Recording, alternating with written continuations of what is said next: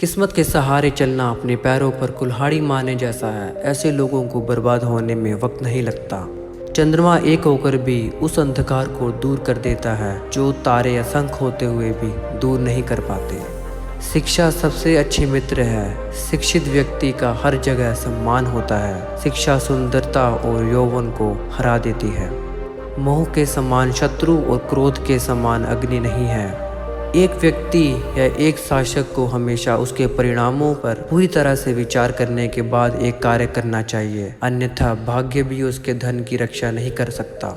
समृद्धि उसी के लिए लंबे समय तक रहती है जो उचित विचार के बाद कार्य करता है। दुश्मन कमज़ोर बिंदुओं पर हमला करते हैं। सीमा पार संबंधों में कोई स्थायी मित्र या स्थायी शत्रु, यहाँ तक कि स्थायी सीमाएं नहीं होती, केवल स्थायी हित होते हैं और इन हितों की रक्षा के लिए सब कुछ किया जाना चाहिए। यदि एक राजा ऊर्जावान है तो उसकी प्रजा भी उतनी ही ऊर्जावान होगी। यह संसार एक कड़वा वृक्ष है। इसके दो मीठे अमृत समान फल हैं, एक मधुर वाणी और दूसरा सज्जनों की संगति। जो कुछ करने का विचार किया है उसे प्रकट न करो, परंतु बुद्धिमानी से उसे गुप्त रखो और उसे क्रियान्वित करने का निश्चय करो। उससे बचो जो तुम्हारे सामने मीठे बातें करता है लेकिन तुम्हारे पीठ पीछे तुम्हें बर्बाद करने की कोशिश करता है, क्योंकि वह जहर के घड़े के समान है जिसके ऊपर दूध होता है। जो ज्ञान की खोज में है उसे सुख की खोज छोड़ देनी चाहिए और जो आनंद की खोज में है उसे ज्ञान की खोज छोड़ देनी चाहिए। वह जो अपने परिवार के सदस्यों से अत्यधिक जुड़ा हुआ है भय और दुख का अनुभव करता है, क्योंकि सभी दुखों की जड़ आसक्ति है। इस प्रकार प्रसन्न रहने के लिए आसक्ति का त्याग करना चाहिए।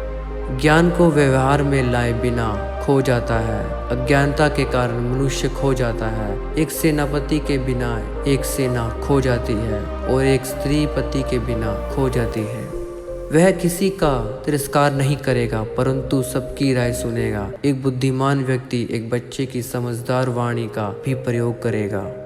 प्राणों की हानि क्षण भर का दुख देती है परंतु अपमान जीवन में प्रतिदिन दुख लाता है।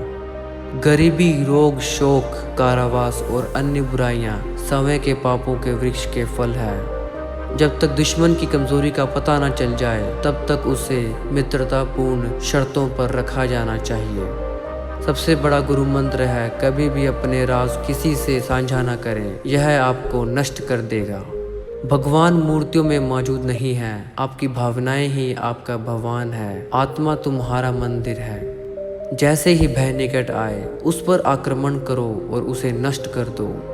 आध्यात्मिक शांति के अमृत से संतुष्ट लोगों को जो सुख और शांति प्राप्त होती है वह लालची व्यक्तियों को बेचैनी से इधर उधर घूमने से नहीं मिलती है।